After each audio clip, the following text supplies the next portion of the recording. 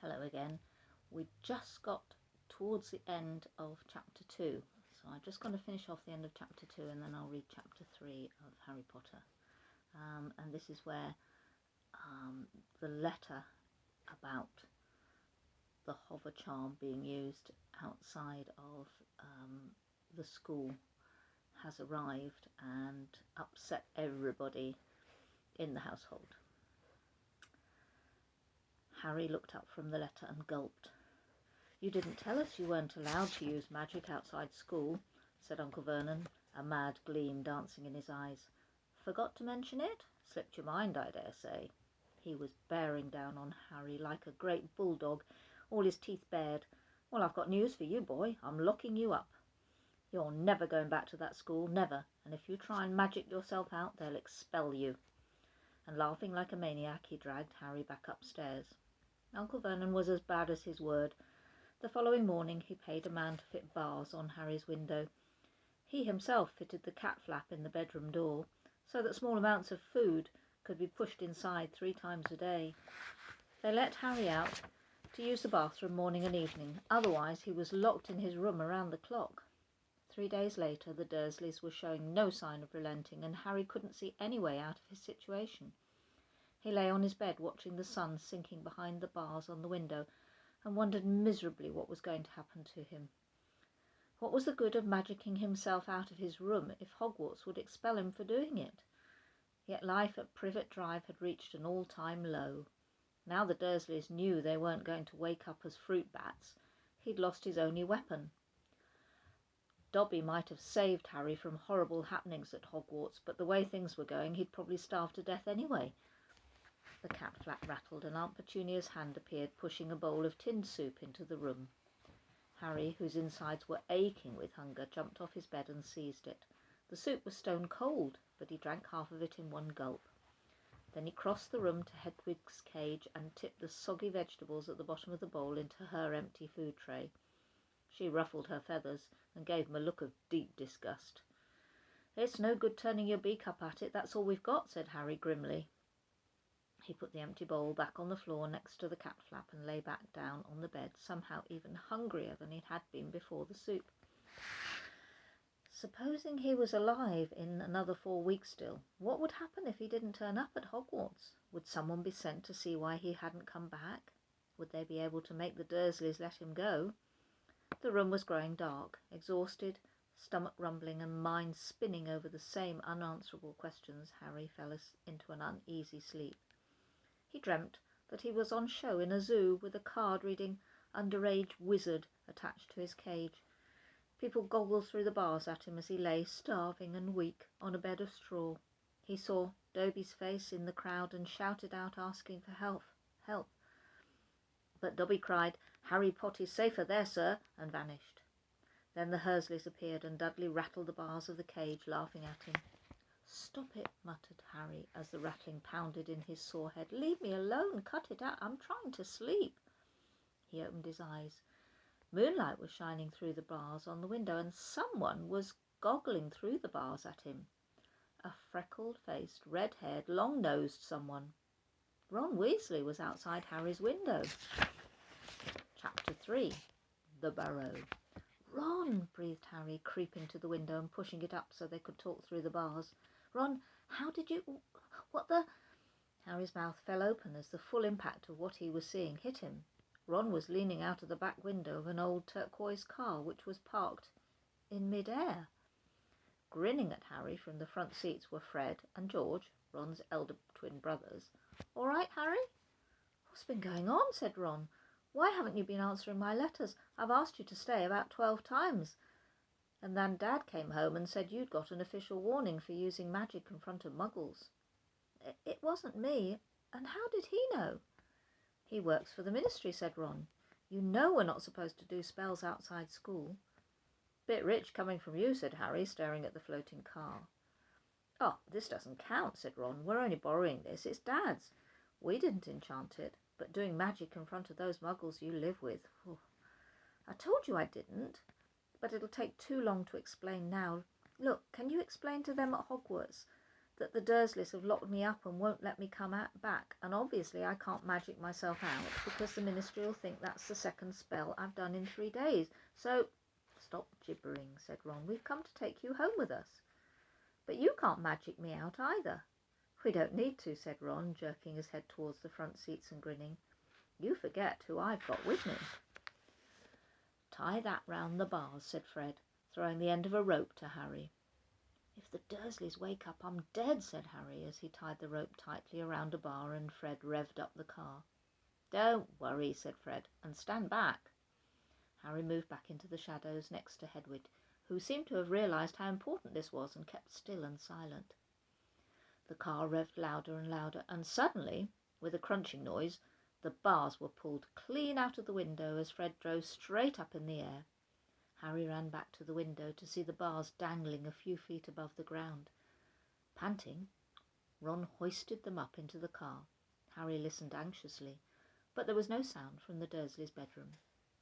When the bars were safely in the back seat with Ron, Fred reversed as close as possible to Harry's window. Get in, Ron said. But all my Hogwarts stuff, my wand, my broomstick. Where is it? Locked in the cupboard under the stairs, and I can't get out of this room. No problem, said George from the front passenger seat. Out of the way, Harry. Fred and George climbed carefully through the window into Harry's room. He had to hand it to them, thought Harry, as George took out an ordinary hairpin from his pocket and started to pick the lock. A lot of wizards think it's a waste of time knowing this sort of muggle trick, said Fred, but we feel their skills worth learning, even if they are a bit slow. There was a small click and the door swung open. So, we'll get your trunk. You grab anything you need from your room and hand it out to Ron, whispered George. Watch out for the bottom stair. It creaks, Harry whispered back as the twins disappeared onto the dark landing. Harry dashed around his room, collecting his things together and passing them out of the window to Ron. Then he went to help Fred and George heave his trunk up the stairs. Harry heard Uncle Vernon cough. At last, panting, they reached the landing, then carried the trunk through Harry's room to the open window. Fred climbed back into the car to pull with Ron, and Harry and George pushed from the bedroom side. Inch by inch, the trunk slid through the window. Uncle Vernon coughed again. A bit more, panted Fred, who was pulling from inside the car. One good push. Harry and George threw their shoulders against the trunk, and it slid out of the window onto the back seat of the car. Okay, let's go, George whispered.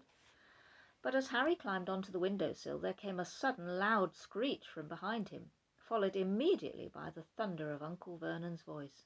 That ruddy owl! I've forgotten Hedwig. Harry tore back across the room as the landing light clicked on. He snatched up Hedwig's cage, dashed to the window and passed it out to Ron. He was scrambling back onto the chest of drawers when Uncle Vernon hammered on the unlocked door, and it crashed open. For a split second, Uncle Vernon stood framed in the doorway. Then he let out a bellow like an angry bull and dived at Harry, grabbing him by the ankle. Ron, Fred and George seized Harry's arms and pulled as hard as they could. Petunia, roared Uncle Vernon. He's getting away! He's getting away! The Weasleys gave a gigantic tug, and Harry's legs slid out of Uncle Vernon's grasp. As soon as Harry was in the car and had slammed the door shut, Ron yelled, Put your foot down, Fred, and the car shot suddenly towards the moon. Harry couldn't believe it. He was free. He wound down the window, the night air whipping his hair, and looked back at the shrinking rooftops of Privet Drive.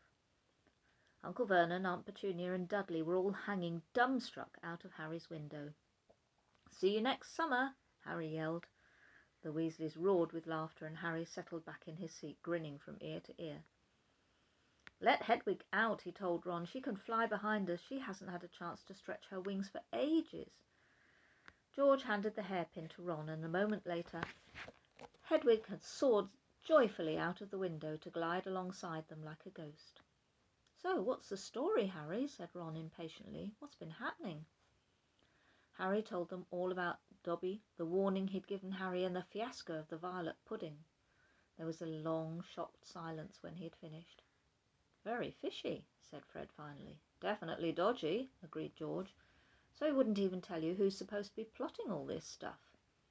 I don't think he could, said Harry. I told you every time he got close to letting something slip, he started banging his head against the wall. He saw Fred and George look at each other. What, do you think he was lying to me? Said Harry.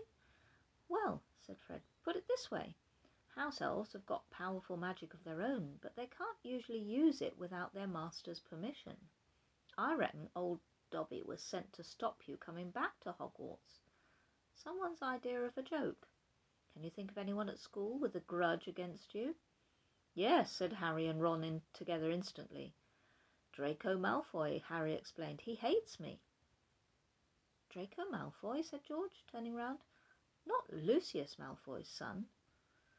Must be. It's not a very common name, is it? Said Harry. Why?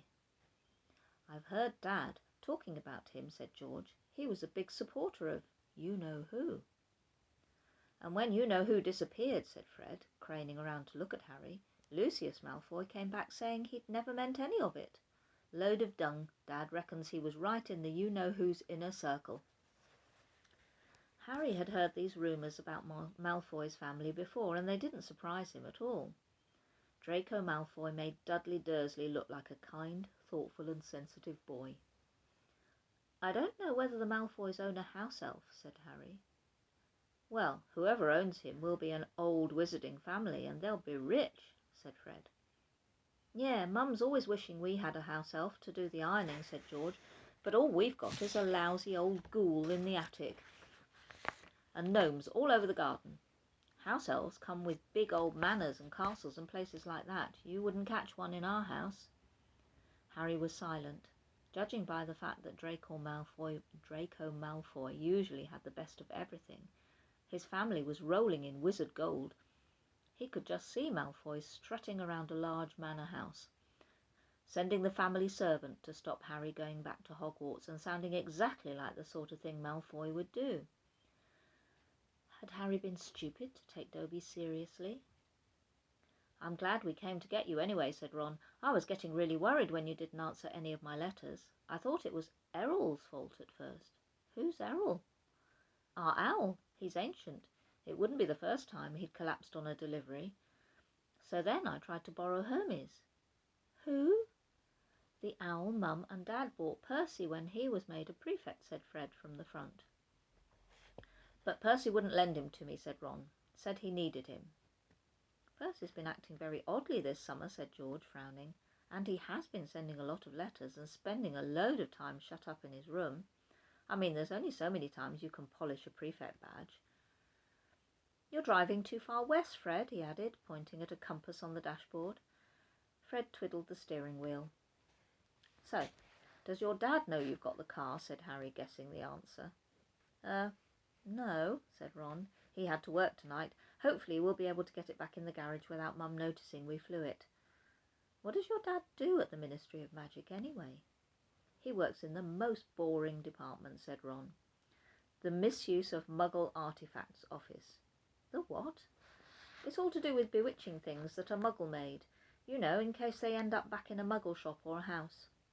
Like last year, some old witch died and her tea set was sold to an antique shop. This Muggle woman brought it, took it home and tried to serve her friends tea in it. It was a nightmare. Dad was working overtime for weeks. What happened? The teapot went berserk and squirted boiling tea all over the place, and one man ended up in hospital with the sugar tongs clamped to his nose. Dad was going frantic. It's only him and an old warlock called Perkins in the office, and they had to do memory charms and all sorts to cover it up. But your dad, this car... Fred laughed. Yeah, Dad's mad about everything to do with Muggles. Our shed's full of Muggle stuff. He takes it apart, puts spells on it, and puts it back together again. If he raided our house, he'd have to put himself straight under arrest. It drives Mum mad. That's the main road, said George, peering down through the windscreen. We'll be there in 10 minutes. Just as well, it's getting light. A faint pinkish glow was visible along the horizon to the east. Fred brought the car lower, and Harry saw a dark patchwork of fields and clumps of trees. We're a little way outside the village, said George. Ottery St. Catchpole. Lower and lower went the flying car. The edge of a brilliant red sun was now gleaming through the trees. Touchdown, said Fred, as with a slight bump they hit the ground. They had landed next to a tumble-down garage in a small yard, and Harry looked out for the first time at Ron's house.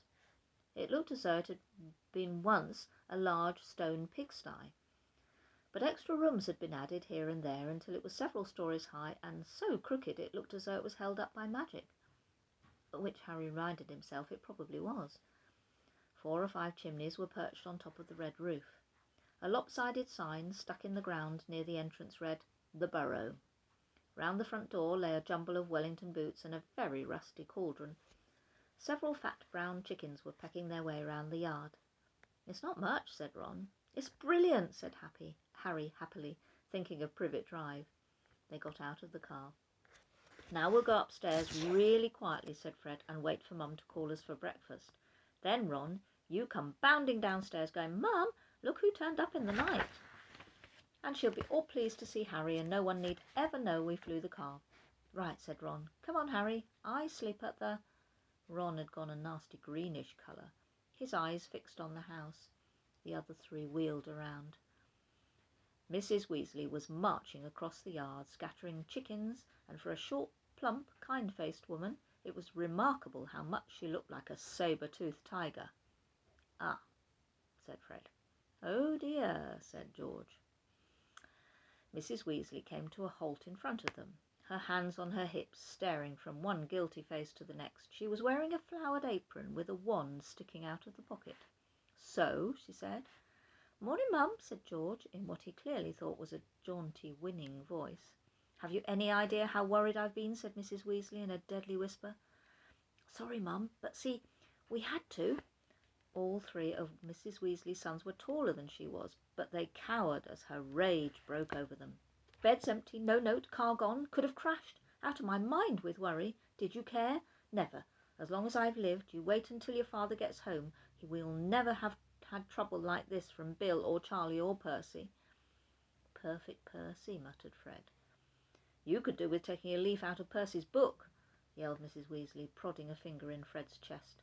"You could have died, you could have been seen, you could have been lost your father his job." It seemed to go on for hours.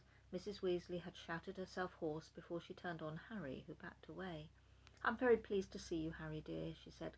"Come in and have some breakfast." She turned and walked back to the house, and Harry, after a nervous glance at Ron, who nodded encouragingly, followed her. The kitchen was small and rather cramped. There was a scrubbed wooden table and chairs in the middle, and Harry sat down on the edge of his seat, looking around. He'd never been in a wizard house before. The clock on the wall opposite him had only 1 hand, and no numbers at all. Written around the edge were things like "Time to make tea," "Time to feed the chickens," and "You're late." Books were stacked 3 deep on the mantelpiece, books with titles like "Charm Your Own Cheese," "Enchantment in Baking," and "1-Minute Feasts, It's Magic." And unless Harry's ears were deceiving him, the old radio next to the sink had just announced that coming up was Witching Hour, with the popular singing sorceress, Celestina Warbeck. Mrs. Weasley was clattering around, cooking breakfast a little haphazardly, throwing dirty looks at her sons as she threw sausages into the frying pan. Every now and then she muttered things like, "Don't know what you were thinking of, and never would have believed it." "I don't blame you, dear," she assured Harry, tipping 8 or 9 sausages onto his plate. "Arthur and I have been worried about you too. Just last night we were saying we'd come and get you ourselves if you hadn't written back to Ron by Friday. But really," she was now adding 3 fried eggs to his plate, "flying an illegal car halfway across the country, anyone could have seen you." She flicked her wand casually at the washing up in the sink, which began to clean itself, clinking gently in the background. "It was cloudy, Mum," said Fred. "You keep your mouth closed while you're eating," Mrs. Weasley snapped. "They were starving him, Mum," said George. "And you," said Mrs. Weasley, but it was with a slightly softened expression that she started cutting Harry bread and buttering it for him. At that moment there was a diversion in the form of a small, red-headed figure in a long nightdress, who appeared in the kitchen, gave a small squeal, and ran out again. "Ginny," said Ron, in an undertone to Harry, "my sister. She's been talking about you all summer." "Yeah, she'll be wanting your autograph, Harry," grinned Fred. But he caught his mother's eye and bent his face over his plate, without another word. Nothing more was said until all 4 plates were clean. which took a surprisingly short time. "Blimey, I'm tired," yawned Fred, settling down his knife and fork at last. "I think I'll go to bed and—" "You will not," snapped Mrs. Weasley. "It's your own fault you've been up all night. You're going to de-gnome the garden for me. They're getting completely out of hand again." "Oh, Mum!" "And you two," she said, glaring at Ron and Fred. "You can go up to bed, dear," she added to Harry. "You didn't ask them to fly that wretched car." But Harry, who felt wide awake, said quickly, "I'll help Ron. I've never seen a de-gnoming." "That's very sweet of you, dear, but it's dull work," said Mrs. Weasley. "Now let's see what Lockhart's got to say on the subject." And she pulled a heavy book from the stack on the mantelpiece. George groaned. "Mum, we know how to de-gnome a garden." Harry looked at the cover of Mrs. Weasley's book. Written across it in fancy gold letters were the words, "Gilderoy, Lockhart's Guide to Household Pests." There was a big photograph on the front of a very good-looking wizard with wavy blonde hair and bright blue eyes. As always in the wizarding world, the photograph was moving. The wizard, who Harry supposed was Gilderoy Lockhart, kept winking cheekily up at them all. Mrs. Weasley beamed down at him. "Oh, he is marvellous," she said. "He knows his household pests all right. It's a wonderful book." "Mum fancies him," said Fred in a very audible whisper. "Don't be so ridiculous, Fred," said Mrs. Weasley, her cheeks rather pink. "All right, if you think you know better than Lockhart, you can go and get on with it, and woe betide you if there's a single gnome in that garden when I come out to inspect it." Yawning and grumbling, the Weasleys slouched outside with Harry behind them. The garden was large, and in Harry's eyes exactly what a garden should be. The Dursleys wouldn't have liked it. There were plenty of weeds, and the grass needed cutting. But there were gnarled trees all around the walls, plants Harry had never seen, spilling from every flower bed, and a big green pond full of frogs. "Muggles have garden gnomes too, you know," Harry told Ron as they crossed the lawn. "Yeah, I've seen those things they think are gnomes," said Ron, bent double with his head in a peony bush. "Like fat little Father Christmases with fishing rods." There was a violent scuffling noise. The peony bush shuddered, and Ron straightened up. "This is a gnome," he said grimly. "Get off me! Get off me!" squealed the gnome. It was certainly nothing like Father Christmas. It was small and leathery looking, with a large, knobbled, bald head, exactly like a potato. Ron held it at arm's length as it kicked out at him with its horny little feet. He grasped it around the ankles and turned it upside down. "This is what you have to do," he said. He raised the gnome above his head. "Get off me!" and started to swing it in great circles like a lasso. Seeing the shocked look on Harry's face, Ron added, "It doesn't hurt them. You've just got to make them really dizzy so they can't find their way back to the gnome holes." He let go of the gnome's ankles. It flew 20 feet into the air and landed with a thud in the field over the hedge. "Pitiful," said Fred. "I bet I can get mine beyond that stump." Harry learned quickly not to feel too sorry for the gnomes. He decided just to drop the first one he caught over the hedge, but the gnome, sensing weakness, sank its razor-sharp teeth into Harry's finger, and he had a hard job shaking it off until— "Wow, Harry, that must have been 50 feet. The air was soon thick with flying gnomes. "See, they're not too bright," said George, seizing 5 or 6 gnomes at once. "The moment they know the de-gnoming's going on, they'll storm up to have a look. You'd think they'd have learned up by now just to stay put." Soon the crowd of gnomes in the field started walking away in a straddling line, their little shoulders hunched. "They'll be back," said Ron, as he watched the gnomes disappear into the hedge on the other side of the field. "They love it here. Dad's too soft with them. He thinks they're funny." Just then the front door slammed. "He's back," said George. "Dad's home." They hurried through the garden and back into the house. Mr. Weasley was slumped in a kitchen chair, with his glasses off and his eyes closed. He was a thin man, going bald, but the little hair he had was as red as any of his children's. He was wearing long green robes, which were dusty and travel-worn. "What a night," he mumbled, groping for the teapot as they all sat down around him. 9 raids, 9! And old Mundungus Fletcher tried to put a hex on me when I had my back turned." Mr. Weasley took a long gulp of tea and sighed. "Find anything, Dad?" said Fred eagerly. "All I got were a few shrinking door keys and a biting kettle," yawned Mr. Weasley. "There was some pretty nasty stuff that wasn't my department, though." Mortlake was taken away for questioning about some extremely odd ferrets. But that's the Committee on Experimental Charms, thank goodness. Why would anyone bother making door keys shrink? Said George. Just muggle baiting, sighed Mr. Weasley. Sell them a key and that keeps shrinking to nothing so they can never find it when they need it. Of course, it's very hard to convict anyone because no muggle would admit their keys keep shrinking. They'll insist they just keep losing it. Bless them.